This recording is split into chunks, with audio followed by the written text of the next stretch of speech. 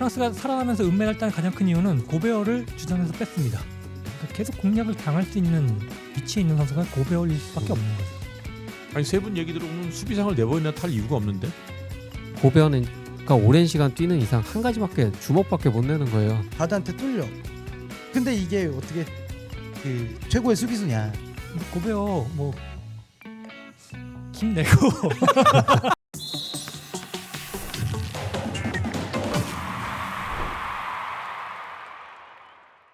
네, 여러분 안녕하십니까? NBA를 아주 맛있게 기름 쭉 빼고 맛나게 구워드리는 느바비큐를 제 4회 시작을 하도록 하겠습니다.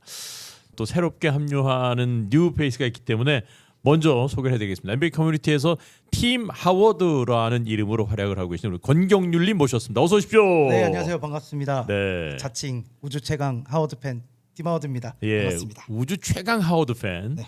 실제로 하워드 선수와 뭐 인연이 있다는 얘기는 들었어요. 네, 조금 있습니다. 그와 관련된 얘기는 좀 이따 하도록 네. 하고 우리 최현길 위원 오셨습니다. 안녕하세요. 잘 지내셨습니까? 예, 잘 지냈습니다. 소닉님, 아, 네, 안녕하세요. 컨디션 괜찮으세요? 아, 괜찮습니다. 아, 그나저나 우리 경률님, 네, 네. 일단 하워드와 어떤 관계인지 먼저 얘기를 좀 시작을 하게요. 많은 분들이 궁금해하실 것 같아요. 어떻게 인연을 맺게 되셨어요? 저는 원래 팬으로 시작을 했어요. 오. 네, 팬으로 시작을 했다가 그 2013년도에 아디다스 투어를 왔을 때 제가 너무 팬이니까 하루 종일 쫓아다닌 거예요. 하루 종일 쫓아다니다가 무턱대고? 예, 예.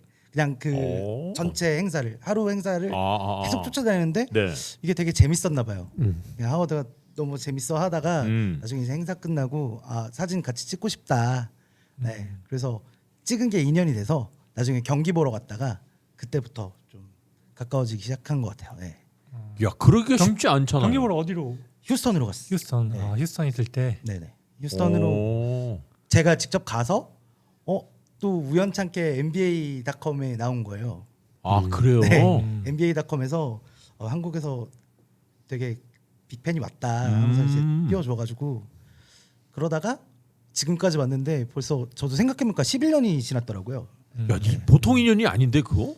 그러니까 저도 좀 많이 좀 신기하더라고요. 예. 네. 지금은 어느 정도 인간관계를 맺고 있는 거예요, 그러면? 그냥 뭐 애틀란타 가게 되면은 집에 놀러 가고 집에 놀러 가고? 집에도 놀러 가고 이제 뭐 하워드 어머니가 또 애틀란타 근교에 사시거든요. 그러면은 또 엄마한테도 가서 좀 인사도 하고 오고. 예. 오, 완전 브로맨스인데? 그러네. 아 그거 되게 위험한 사실 저희 커뮤니티 팬들 사이에서는 왜요? 왜? 굉장히 위험한 발언이 그게 사실이지 뭐. 좀 양성애자라는 그 네네. 소문이 좀 있어서 에이, 그래가지고 나는 그런 의도로 얘기한 거 아니에요. 네. 자. 아니 당연히 조금 강해서 이렇게 오해살 소지가 저도 충분히 괜히 있어요. 뜨끔해서 제가 원래 캐스터님 되게 팬이라 가지고 사실은 그래요? 약간의 개인기 준비한 게 있는데 뭐요? 제가 캐스터님 성대모사 조금 할 줄 알거든요. 제대로 안 하면 한 대 맞는다. 그 시그니처 있잖아요. 네네네. 시그니처 멘트인데 네. 넘어가래 홈런 이거 되게 많이 따라했습니다. 아, 제가. 그래요? 개인적으로 팬이라서. 예. NBA를 얘기해야 되는 시간에 지금 야구 얘기를 한다. 1차 경고. 어쨌든 반갑습니다. 네, 반갑습니다. 오늘 하여튼 또 새로운 관점에서 이야기를 또 여러분으로 나누면 재밌을 거라는 생각이 듭니다. 오늘 어떤 얘기를 해볼까 하다가 이름이 어려워. 빅터 웬반야마? 이 선수 어떤 선수입니까? 일단 좀 전문가 입장에서 좀 소개를 해주세요. 빅터 웬반야마는 네. 그 프랑스 출신 선수인데요. 음. 지난해 NBA 드래프트 전체 1번으로 뽑혔는데 네. 신장이 2m 24cm인데 드리블하고 패스되고 슛되고 뭐 신종 인류라고 할 수 있는 특이한 체형을 가지고 있는 NBA의 미래를 이끌어갈 선수입니다. 이미 신종 인류라는 그렇죠. 닉네임이 뭐 있어요. 외계인이라는 아예 별명이 있죠. 외계인이라는 별명이 있고 오. 프랑스가 지금 NBA 선수를 계속 잘 배출하고 있는데 이번 올림픽 때 은메달 딸 때 주역이었고 지난해 NBA 데뷔에서 신인임에도 불구하고 수비 퍼스트 팀에 들 정도로 수비력도 좋고 아, 그래요? 3점 슛도 점점 좋아지고 있고 블락이 말도 안 되는 각도에서 나올 정도로 와. 수비 범위가 어마어마합니다. 가드도 다 막을 수 있고 센터도 막을 수 있고 뭐. 신장도 놀랍지만 그 키에 드리블도 하고 팔다리 길고 블락 갖다 찍어버리고 무서운 선수로구나. 그런데 오늘은 그 빅터 웬반야마를 얘기하는 게 아니고 빅터 웬반야마의 프랑스 선배라고 알려져 있죠. 루디 고베어. 루디 고베어는 또 어떤 선수인지 일단 잠깐 언급을 좀 할게요. 우리 저 경률 씨가 좀 얘기해 주세요. 어떤 선수입니까 이 선수는? 루디 고베어 같은 경우에는 키 크고 수비에 이제 최적화된 빅맨이라고 가볍게 그냥 네. 설명드릴 수 있는데 아무래도 이제 약간의 하워드 같은 느낌. 그 공격력은 조금 떨어지지만 수비와 리바운드, 림 프로텍팅이라고 하는 부분에서는 그래도 특출난 장점이 있는 선수다라고 좀 말씀을 드리고 근데 싶습니다. 이 선수가 기록 보니까 디펜시브 플레이어 오브 더 이어 네 번이나 수상을 했어요. 수비 왕이라고 하죠 우리나라에서는. 네 번이나? 이게 그 타이 기록이죠. 와. 어마어마한 기록인데 근데 약간 논란이 있긴 했었어요. 왜냐하면 지난해도 그 플레이오프 때 마지막에 네. 댈러스와의 경기에서 그 이 선수가 가드를 못 막아요. 가드를 못 막다 보니까 돈치치와 매치업을 일부러 시킨 다음에 매치업 헌팅을 당해서 돈치치에게 결정적인 3점슛 마지막에 허용하면서 팀이 무너지는 모습이 나왔기 때문에 이 선수를 싫어하는 선수들이 아예 대놓고 매치업 헌팅을 당하는 선수가 어떻게 수비 왕이 될 수 있느냐 이런 얘기를 공공연히 하기도 했죠. 일단 92년생으로 알려져 있고요. 2m 16에 117kg. 13년에 입단했네요. 유타 재즈. 예. 그리고 이 선수가 대단한 거는 그 스탠딩 리치가 292cm. 그러니까 거의 림에 발꿈치 들면 림을 다 잡을 수 있을 정도로 점프하지 않고 그냥 그래서 들어서. 예, 팔을 길었을 때 높이가 어마어마하기 때문에 블락슛이 굉장히 좋습니다. 그래서 우리나라에서는 뭐 이 선수를 에펠탑이라고 부르는데 그거보다는 원래 실제로는 스타이플 타워라고 NBA에서는 부르고 있거든요. 스타이플이라는 게 그 질식하는 뭐 이런 거. 그러니까 수비력이 좋기 때문에 그런 별명을 가지고 있습니다. 아니 근데 수비상을 4번이나 수상을 했으면 의심의 여지가 없어야 되는데 그렇게 좋은 평을 또 안 하는 선수들도 있네요. 왜 그래요? 이유는 뭐예요? 샤키로닐이 뭐또 얘기했다면서요? 사실은 정규 시즌과 플레이오프에 대한 기억이 시즌이 끝나고 나면 플레이오프에 대한 기억이 훨씬 많이 남죠. 고베어의 가치는 사실 정규 시즌에서 드러나고 저 같은 경우에는 40승에서 45승을 보장하는 선수다. 그러니까 만약에 이제 하위 팀이 굉장히 안 좋은 팀이 플레이 인 토너먼트나 8위 정도 노린다고 생각하면은 저는 제가 응원하는 쉐이 길저스 알렉산더보다 고베어를 먼저 픽할 것 같아요. 40승에서 42승 만드는 거는 꾸준히 역량을 보여줬고 우승에 가기에는 항상 플레이오프에서 너무 처참하게 무너졌기 때문에 굉장히 좀 부족해 보이지만 정규 시즌에 있어서는 상은 이제 정규 시즌 기준으로 주지 않습니까? 그렇기 때문에 사실 이따가 숫자로 다시 말씀을 드리겠지만 정규 시즌에 한해서는 완벽한 디펜더가 맞아요. 그리고 이 선수가 맡는 롤이 골 밑에서 상대 드라이브나 컷을 막아내는 역할. 옛날같이 이제 포스트업을 막는 센터가 아니죠. 이제 피켄롤을 해서 앞에 나갔다가 앞에서 이제 컨테스트 여러 가지 슛을 견제를 해주고 이제 돌면서 또 골밑슛도 견제해주고 헬프를 해주면서 수비 위협감 전체를 이제 상승시키는 그런 역할인데 어떤 스탯을 봐도 고베어의 정규 시즌을 폄하할 수 있는 스탯은 없어요. 특히 또 고베어 같은 타워형 선수를 저평가한다고 알려진 뭐 디펜스 랩터라든지 뭐 이런 스탯들에서도 고베어는 정규 시즌에 한해서는 완벽해요. 근데 플레이오프에 가면은 팀 내 최하로까지 떨어진 플레이오프도 있고요. 플러스 한 5점 정도 되는 선수였다면 항상 마이너스 4에서 마이너스 10, 마이너스 2 그러니까 안 떨어진 플레이오프가 한 번도 없어요. 그러니까 플레이오프에 가면은 집중 공략을 당해서 약점이 되어버리는 굉장히 좀 극단적인 경향을 띠기 때문에 정규 시즌 기준으로 상은 주는데 사람들 머릿속에는 플레이오프가 항상 기억에 남기 때문에 어쩔 수 없이 고베어는 지금 우리 촬영하는 시간도 지금 비시즌이잖아요. 이때는 또 씹힐 수밖에 없는 거죠. 11월, 12월쯤에는 굉장히 또 평이 좋아요. 이만한 선수가 있어서 이 정도 성적은 나는구나. 뭐 이렇게 해서 평이 좋은데 플레이오프가 너무 극단적이고 NBA는 플레이오프가 또 길어요. 그래서 또 하나의 시즌이라고 생각할 정도로 길기 때문에 또 어쩔 수 없는 그 양면적인 평가를 받는 것 같습니다. 그러니까 샤크도 조롱을 했지만 드와이트 하워드도 별로 좋은 얘기 안 하던데요. 그뿐 아니라 지금 이번 올림픽 때도 보면 프랑스가 은메달을 땄는데 초반에 굉장히 부진했어요. 네, 초반에 부진해서 막 감독과 그 선수 간의 불화까지 나왔을 정도인데 네네. 프랑스가 살아나면서 은메달 딴 가장 큰 이유는 고베어를 주전에서 뺐습니다. 그 출전 시간을 상당히 줄이고 웬반야말 원빅으로 쓰면서 팀이 굉장히 좋아졌거든요. 그러니까 더 욕을 먹을 수밖에 없는 거죠. 그러니까 고베어를 빼니까 팀이 달라진다. 뭐 이런 것 때문에 더 욕을 먹었을 겁니다. 욕 먹을 만하다는 그렇죠. 얘기이신 거죠. 요즘 메타와 조금 안 맞을 수도 있는 거죠. 피켄롤 수비가 약하기 때문에. 예. 정규 시즌은 사실 그 각 팀이 많이 붙어봤자 4번밖에 안 붙고 그렇죠. 뭐 다른 팀 컨퍼런스는 2번밖에 안 붙기 때문에 사실 많은 준비를 하진 않아요. 플레이오프는 근데 한 팀과 7번 많이 붙으면 7번 붙잖아요. 그럼 많이 준비를 합니다. 그러니까 계속 공략을 당할 수 있는 위치에 있는 선수가 고베어일 수밖에 없는 거죠. 그러면 우리 경준 씨가 볼 때는 고비어는 늘 이런 패턴을 겪을 수밖에 없는 거예요. 정규 시즌과 큰 무대에서 차이점을 드러낼 수밖에 없는 거예요. 아무래도 최영길 위원님께서 말씀하신 것처럼 네. 한 시즌에 같은 팀이랑 그렇게 많이 붙지 않거든요. 그것도 연타로 이렇게 붙진 않아요. 그렇죠. 그러다 보니까 당장은 이 선수를 못 막을 수는 있지만 시리즈가 매번 똑같은 팀들이랑 붙으면 바보가 아닌 이상 대처를 하게 돼 있단 말이에요. 그렇기 때문에 그런 약점이 시리즈에서는 드러날 수밖에 없지 않나라고 저도 좀 생각을 하고요. 아무래도 요새는 이제 스페이싱 농구가 대세가 되다 보니까 공간을 좀 넓게 쓰잖아요. 근데 발이 느린 선수는 어떻게 그 발이 빠른 가드들한테 진짜 좋은 먹잇감이 될 수밖에 없다. 그래서 그렇지 않을까라는 생각을 저도 좀 하고 있습니다. 아니 세 분 얘기 들어보면 수비상을 4번이나 탈 이유가 없는데. 근데 그 정규 시즌에서는 그 수비 지표도 굉장히 높고요. 그럼 수치로 한번 비교해 줘 보세요.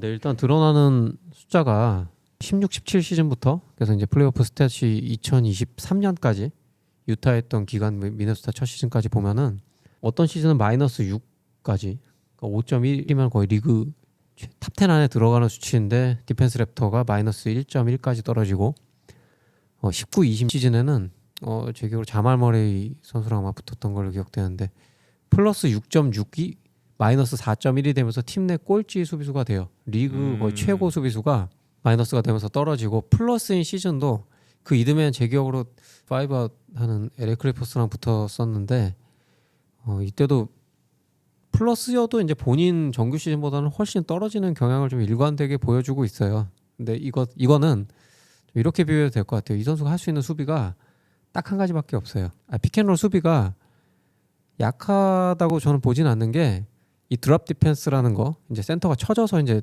디펜스 하는 게 기본적으로 정규 시즌 통계적으로 봤을 때 제일 확률이 떨어지는 미드레인지 샷, 미드레인지 점퍼, 2점짜리 점퍼 요거를 주는 대신에 3점과 이제 골밑을 취사해서 이제 막는 그리고 센터가 이제 내려가서 이제 가장 확률 높은 골밑슛을 막는데 가장 적합한 메타거든요. 그렇기 때문에 어떻게 보면은 현재 농구의 메타에 잘 맞춘 거죠. 근데 딥드랍을 해서 정규 시즌에 30팀이랑 아까 위원님 말씀하셨듯이 30팀이랑 공통적으로 붙을 때는 이 사람들이 고베어를 타겟팅해서 끌어내서 오늘 뭐 고베어만 공격해야지 1쿼터부터 4쿼터 끝날 때까지 미스매치 헌팅해서 아이솔레이션만 죽어라 해야지 이런 식의 게임이 진행되진 않거든요. 그러니까 하다 보면은 정규 시즌을 거치다 보면은 고베어의 수비가 플러스가 되고 드랍이라는 것도 크게 보면 확률적으로 굉장히 적합한 선택이라서 이 메타가 지금 센터를 기용하는 팀들은 거의 모두 쓰고 있는데 뭐 대형도 안 깨지고 수비 리바운드도 잘 잡히고 또 이런 장점들이 있는데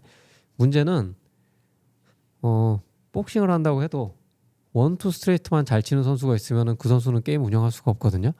어퍼컷도 치고 뭐 돌아오면 이제 돌려주기도 하고 또 훅도 쳐야 되고 경기 운영할 수 있는 여러 가지 전술이 필요한데 맞춤 전략을 계속 들고 나오고 같은 팀과 계속 경기를 하면서 뭐 드랍을 스위치로 만들 수도 있거든요. 들어가서 이제 바꿀 수도 있고 드랍이 또 절대 못 막는 구역도 있어요.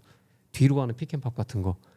그런 것들은 사실 고베어가 다시 태어나야지 막을 수 있는 거기 때문에 고베어가 더 빨라지고 더 몸이 왕성해지고 뭐 이렇게 돼야지 막을 수 있는 거기 때문에 사실 고베어의 정규 시즌과 플레이오프에서의 차이는 그 약간 고베어 선수의 어떤 태생적인 한계라고 저는 생각을 하고 지금의 농구가 너무 5아웃과 이제 미스매치 헌팅 그리고 픽앤롤을 그 드랍 디펜스를 뭐 스위치로 바꾼다든지 뭐 해치 디펜스를 숏롤이라든지 뭐 이런 걸 역이용해가지고 계속 공간을 만들고 이런 것들이 너무 발달해서 플레이오프가 되면 가위바위보 싸움으로 가기 때문에 고베어는 그러니까 오랜 시간 뛰는 이상 한 가지밖에 주먹밖에 못 내는 거예요. 그러니까 대응하기가 너무 힘들고 또 우승을 하려면 이제 네 팀을 시리즈에서 이기고 올라가야 되는데 픽앤롤을 잘하는 팀을 한 번도 안 만나고 끝까지 갈 가능성은 그렇게 높지 않거든요. 이번에도 고베어가 플레이오프에서 다 못한 게 아니에요.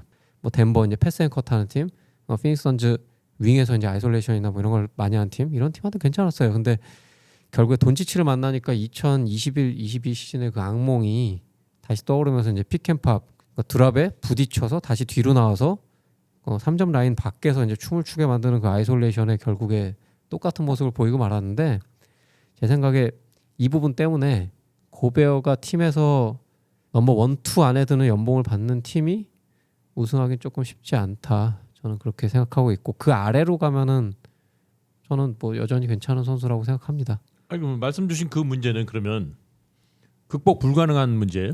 그래서 지난 시즌에 그 스위치 됐을 때 가드를 어느 정도 좀 막는 능력이 보였어요. 꽤 괜찮아졌는데 전 플레이오프에서 문제는 그 클러치 상황에서 돈치치와 매치업이 됐을 때 돈치치니까 훨씬 더 리그 최고 수준의 선수를 막아야 되니까 힘들었던 건데 아쉬운 거는 사실 저는 감독이라고 봐요. 감독이 그 상황에서는 고베어를 빼고 카렌슨 타운스를 수비수로 붙였었으면 어땠을까 하는 생각이 남고요.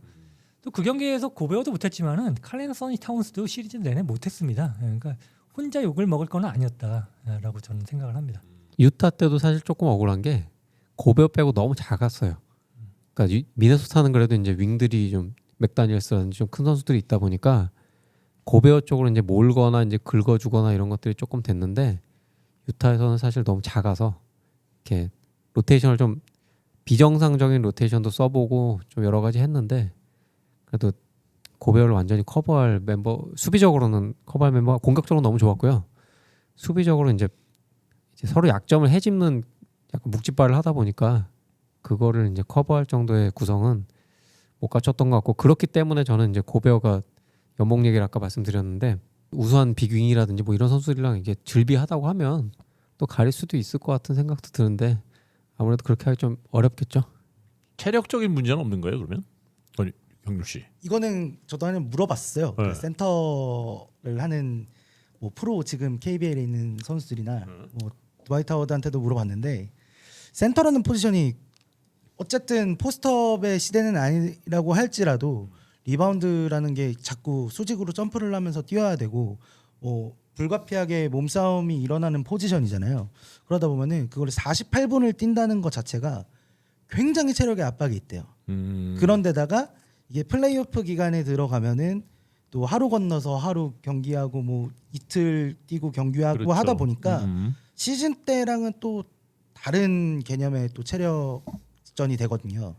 그런 부분에서는 분명히 문제가 생기지 않을 수가 없다고 저는 생각을 해요. 아무리 뭐 그렇죠. 플레이 타임이 줄던 뭐 다시 늘어나던 그거랑 상관없이 체력은 언제나 좀 문제가 있지 않을까 센터들은. 네. 그럼 어쨌든 고베어의 수비가 좋다고 하는데 고베어와 매치업을 이루는 상대 입장에서는 누굴 만나도 고베어가 다 막아내야 되잖아요. 그죠? 그런 면에서 고베어에게 좀 강점을 보이는 선수는 없나요? 사실 보면 그 2차 기록이 그 공격에는 굉장히 특화가 되어 있지만 수비는 지금 많이 개발이 되고 있는 상황이거든요. 그래서 수비는 사실 뭐 디펜시브 윈시어나 뭐 이런 거를 거론해도 뭐 디펜시브 박스 스코어 플러스 마이너스 이런 걸 해도 큰 저는 의미는 없다고 생각을 하고 반대로 공격이 지표가 괜찮기 때문에 역으로 고베어를 상대한 선수들이 어떻게 공격을 했는가 보면은 또 수비가 어떻게 되는가 알 수 있잖아요. 그거를 한번 비교를 해봤어요. 네네. 리그를 대표하는 센터들 하면 지금 2명이 떠오르죠. 조엘 엠비드 그리고 니콜라 요키치. 이 선수를 상대로 어떤 기록을 냈는가를 보면요. 요키치와는 정규 시즌에는 24번 붙었어요. 아까도 말씀했지만은 정규 시즌에는 15승 9패 고베어가 앞섰어요. 네네. 그리고 정규 시즌에는 그러니까 요키치의 통산 성적이 20.9득점, 10.7리바운드, 6.9어시스트고 야투 성공률이 55.7%, 3점슛이 35%인데 정규 시즌에 요키치가 고베어를 상대로 21.7득점, 득점이 좀 더 올라가고요. 올라갔네. 리바운드 더 올라갑니다. 12.1리바운드, 7.3어시스트 다 올라가고요. 야투 성공률마저 심지어는 올라갑니다. 55.8%. 3점슛도 36.6%다 올라가요. 확연히 차이가 나는구나. 요키치가 고베어를 상대로 어려워하지 않았다라는 거죠. 그러니까. 물론 승패는 고베어가 더 가져갔지만 근데 재밌는 건 플레이오프가 되면 더 올라갑니다. 플레이오프에서는 18번 만났는데 요키치가 11승 7패로 앞서고요. 오히려 네. 27.9득점, 득점이 7점이 올라갑니다. 10.2리바운드, 7.2 어시스트. 근데 야투 성공률은 조금 떨어져요. 플레이오프이기 때문에 51.2%로 떨어지고 3점슛 성공률은 더 올라갑니다. 40.2%. 그러니까 요키치가 플레이오프에서 고베어를 만날 땐 더 펄펄 날았다 이렇게 볼 수 있는 거고요. 엔비드와는 컨퍼런스가 다르기 때문에 플레이오프에선 붙어본 적이 없어요. 정규 시즌 때만 붙었는데 컨퍼런스가 다르기 때문에 많이 붙진 않고 10번 붙었어요. 여기서도 고베어가 6승 4패로 앞섭니다. 정규 시즌에는 잘 싸우는 거죠. 근데 기록을 보면은 엔비드가 총산 기록이 27.9득점, 11.2리바운드, 3.6어시스트인데 고베어를 상대는 28.4득점, 득점이 올라가고요. 리바운드 11.4리바운드 올라가고 어시스트는 0.3개가 떨어져서 3.3어시스트. 야투 성공률도 올라갑니다. 50.7%, 3점 슛 성공률도 40%로 더 올라가요. 그러니까 희한하다. 고베어를 상대로 별로 부담이 안 느껴지는 거네요.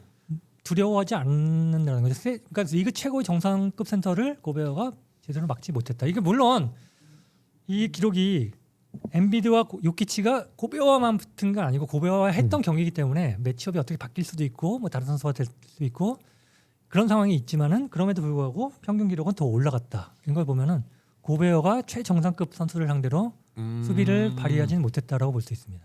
샤크나 저 하워드가 조롱하는 게 말이 좀 될 수도 있겠는데? 동의하십니까? 뭐 저는 근데 뭐 선수를 조롱하는 거는 그렇게 좋아하진 않긴 하는데 이제 둘 다 거의 은퇴했잖아요. 은퇴해가지고 그냥 아무렇게나 막 말할 수는 있는 것 같아요. 네, 그냥 다시 태어나야 돼요? 근데 그 방법밖에 지금 없어. 시대이기 때문에 고베어가 이제 포스트업 시대가 아닌데 공격력이 거의 없어서 이제 작은 선수랑 미스매치 됐을 때 득점을 못하는 것도 되게 문제가 많이 되거든요. 지금 시대이기 때문에 사실 득점도 괜찮게 하죠. 어떻게 보면 이게 노마크에서 엘립 같은 것들 뭐 계속 많이 주워 먹을 수 있는 시대니까 그렇기 때문에 또 장점도 있다고 볼 수 있죠. 그러니까 전체적으로 보면 이제 센터들의 역할이 조금 좀 달라진 거잖아요. 네네. 네. 그렇죠? 과거와 비교했을 때는 네. 그러니까 할 일이 더 많아진 거 아니에요? 그렇죠. 네.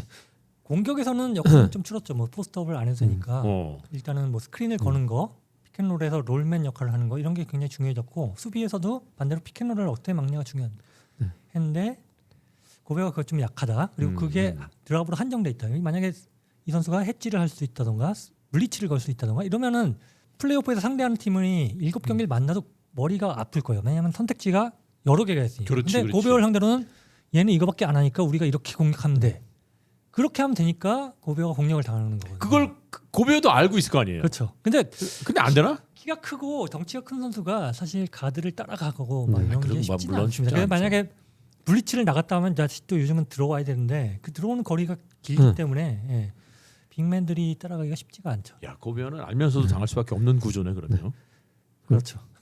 그리고 피켓롤에서 이제 실점 장면이나 득점 장면들을 봤을 때 사실 2대2에서 스크린을 걸고 안 보이는 쪽에 스크린을 걸고 하는 공격을 두 명이 막으면 당연히 불리하죠. 그렇기 때문에 이제 골밑 그러니까 고베어 뒤로 이제 롤맨이 상대 센터가 롤해서 들어갔다고 치면은 마지막 수비 책임은 그 골 밑에 있는 쇼코너 쪽에 있는 태거한테 돌아가게 되는 거고 그 앞에서 이제 패스가 거기까지 들어가게 만든 거는 그 맨 처음에 볼핸들러 따라간 이제 가드랑 이제 고베어가 공동 책임이 되는 건데 피켓롤 실점 하나를 평가하는 데 있어서도 1대1이 아니기 때문에 귀책을 매기기가 좀 애매해요. 그러니까 뭐 30% 40%뭐 30% 이렇게 줄 것이냐 태거가 조금 늦었냐 아니면 패스가 이렇게 빠져나가게 만든 게 문제냐 아니면 그냥 고베어가 느린 게 문제냐 한 장면을 보더라도 굉장히 좀 애매하기 때문에 그래서 이제 스탯 얘기 조금 나왔으니까 말씀드리면은 온오프 마진이라 그러죠.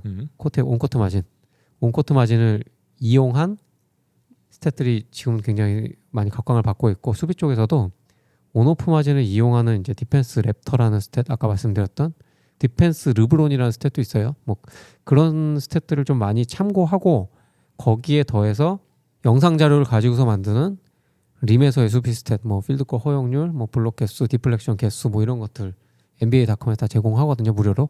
그런 것들을 같이 보면서 눈으로 한번 보고 요 스탯 한번 보고 저 스탯 한번 봐서 이게 맞나 뭐 이렇게 검증해 보는 것도 보다 보면은 요새 농구를 관람하는 데 있어서 굉장히 도움이 많이 되는 과정인 것 같습니다. 또 다른 문제는 뭐예요? 그러면 이 친구의 또 다른 문제는 저는 일단 플레이랑은 조금 별개인데 이 친구가 생각보다 좀 그 코트 밖에서의 행실에 조금 말이 많아요. 한 번씩 사고를 쳐요. 고베어가? 네. 그 전에 제일 유명했던 게 이제 코로나 시절 때 네. 컨퍼런스에서 마이크에다가 이제 기침하는 장면이 있거든요. 그게 사실 굉장히 민감한 부분이잖아요. 그렇죠. 그런 시대에는. 근데 그런 경우도 좀 있고, 그래서 약간 뭐라 해야 되지? 밉상이다.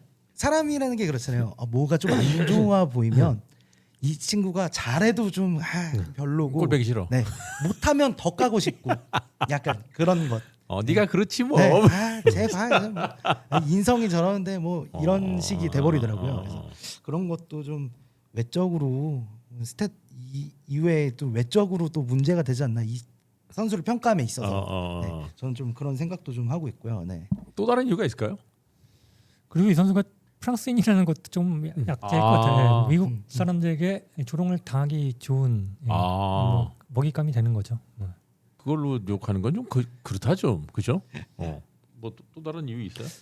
이유는 잘 모르겠는데 조금 비호감으로 찍힌 건 맞는 것 같은 게, 전에 올스타였나 뭐 안 뽑혔다고 울다가 이제 또 조롱당한 적도 있고, 그 미첼 선수하고 또 브라 루머도 좀 많이 있었고, 뭐랄까 좀 안 껴주는 느낌이, 제 생각엔 기사만 봐서는 좀 안 껴주는 느낌? 약간 겉도는? 네네네. 그 좀 뭐랄까 기존의 어떤 미국 흑인 선수들이 좀 안 좋아하는 그런 느낌?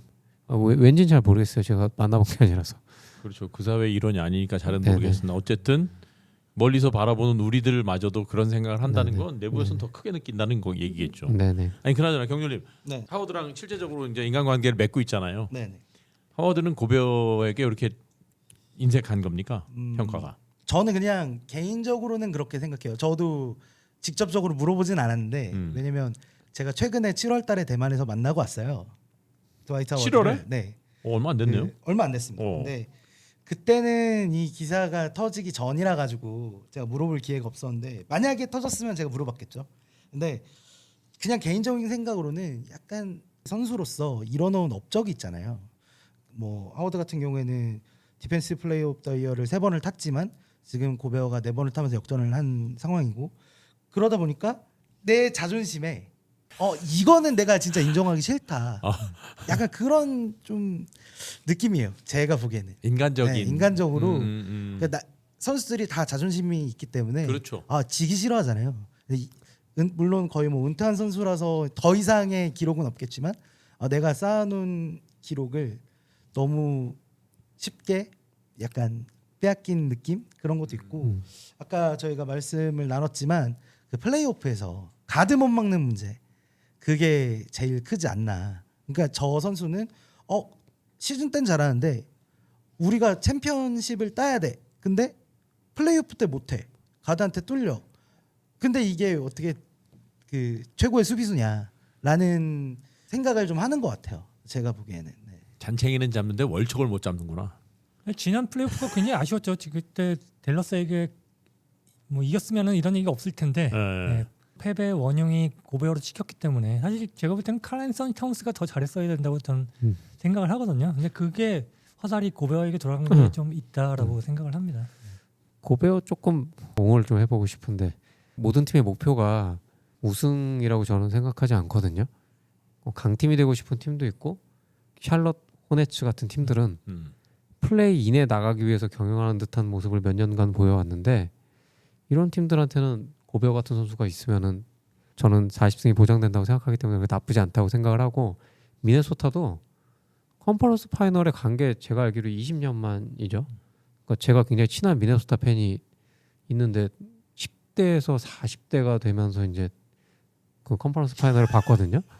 그런 팀들은 고베어가 약점을 보이더라도 그 용도에 따라서는, 그 목표에 따라서는 굉장히 또 좋은 시절을 고베어랑 같이 보낼 수 있는 거고, 유타 같은 경우에도 지금 탱킹이나 리빌딩이 언제 끝날지 모르겠지만 고베어 에라가 그렇게 나쁜 에라는 아니에요. 플레이오프에서 무너져서 그렇지 정규 시즌에서 60승도 해봤고, 계속 이제 좋은 성적 거둬서 이제 강호의 이미지도 심었었고, 또 그런 스몰 마켓 입장에서는 계속 꾸준히 강팀이 된다는 것도 중위권 팀, 중상위권 팀도 나쁜 성과가 아니기 때문에, 물론 기억은 다 우리가 지나고 나면 우승팀만 기억을 많이 하게 되지만, 고베어 같은 선수도 저는 나름대로 굉장히 독특한 가치가 있다고 생각하기 때문에, 야구로 치면 약간 뭐랄까요, 그 암흑기를 약간 청산시켜주는 이닝 히터인데, 플레이오프에서 스토프가 조금 약해가지고 아니면 구질이 조금 단순해서 플레이오프만 가면 좀 많이 맞는 거야. 근데 그래도 이제 팀을 항상 어느 선 이상으로 올려주는 그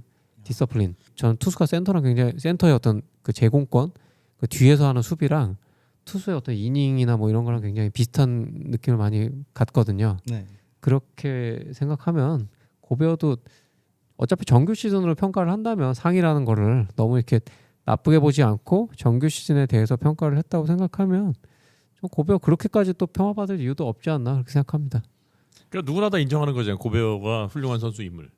그러나 결정타가 없다는 거잖아요. 뭐 이 선수가 어차피 뭐 올앤비 퍼스트 팀에 드는 선수도 아니고 세컨 팀에 드는 선수도 아닌데 이 정도면 뭐 저는 잘하고 있다고 생각을 합니다. 약간 그 플레이오프에 약한 느낌이네. 클레이튼 커쇼 생각나는. 네. 약간 그런 느낌 아닐까. 근데 커쇼는 그 치고는 커쇼는 급이 너무 더하지. 높고요. 아니, 낙폭이 큰 대신에 고베어보다 급이 높으니까 뭐라고 해야 MVP도 되나. 땄던데 네. 결국 촬영하는 그거겠다. 거. 그럼 유니폼 벗을 때까지 고베어는 이런 평가를 넘어서기 위해서는 다른 데서 문제를 찾으면 안 되잖아요. 본인이 해결하는 수밖에 없잖아요. 그렇죠. 다시 그렇죠? 태어나기 때문에 해결은 힘들고요. 아 그래? 제가 봤을 때 제 생각에 고베어는 이번 미네소타보다 나중에 좀 먼 미래가 된다면 더 못하는 팀을 한번 가서 플레이인으로 또 이제 자기 가치를 또 증명하고 50승 한번 찍어서 또 증명하고 이런 식으로 여기에 또 어울리는 선수들이 있어요. 그 우승을 할 때 또 필요한 선수가 있고 또 강팀으로 약간 만들 때 약간 그 주춧돌로 삼아야 되는 그런 불쏘시개로 삼아야 되는 그런 선수들이 스몰마켓에서. 있어요. 예. 스몰마켓에서 그렇기 그런 때문에, 정도 선수. 예. 그렇죠. 고베어는 그런 쪽으로 더 증명하는 게 좀 현실적이지 않을까 생각하고 몸이 많이 처졌어요. 제 생각에. 유타 때랑 지금이랑 많이 다르고 작년에는 제가 미네소타 팬한테 이거 할아버지 몸이다. 10턴 하는 거 보면은 이거는 이미 저기 관절이나 이런 게 다 사갔다. 뭐 그렇게 얘기했었는데 그래도 제기를 또 했잖아요. 그런 거 봤을 때 뒤에서 노력도 많이 하는 선수 같고 또 자기 나름의 걸 많이 가졌기 때문에 또 고베어 뭐 이런 선수 하나 있는 것도 그렇게 나쁘지 않잖아요. NBA 팬 입장에서 네, 이런 독특한 선수 하나 있는 것도 저는 잘못하면은 하워드가 곧 부를 수 있지 않을까. 대만에. 때문에 같이 뛰자. 네, 같이 뛰자. 비록 네가 내 기록을 깼으나 네, 같이 뛰자. 내가 너를 품어주마. 그 트롤링을 되게 많이 했어요. 대만 가가지고 하워드가 약간 SNS 많이 하면서 뭐 너도 오고 다 와라, 뭐 크리스 폴 와라 막 이랬었거든요. 그 리스트에 올라가지 않을까. 잘못하면 그렇지 않기 위해서는 열심히 해야 된다. 네. 제가 이제 고베어 얘기를 좀 쭉 했는데 어쨌든 뭐 수비상 4회 받은 게 그렇게 못하는데 받았던 건 아니잖아요. 그죠? 받을만 했고 물론 이제 사람에 따라서 평가는 좀 다르겠지만 자 어쨌든 뭐 고베어는 저희가 이렇게 요 정도 얘기하고 끝으로 우리가 고베어가 보고 있다고 생각하고 네. 고베어에게 한마디씩 해주세요. 최희원. 뭐 고베어 뭐 힘내고 내년에는 좀 더 잘해서 파이널 한번 가자. 가자. 영률님. 대만은 가지 말아야 되지 않겠습니까? 그러니까 열심히 하길 바랍니다. 네. 자, 어쨌든 고베어에 대해서 저희가 좀 얘기를 해봤습니다. 전성기를 다시 한번 맞기는 쉽지 않겠으나 어떻게 해서든지 고베어의 명성을 다시 한번 되찾는 그런 시간들을 만들어 주시기 바랍니다. 오늘 더 바비큐 고베어에 관한 얘기는 여기서 마치도록 하겠습니다. 고맙습니다.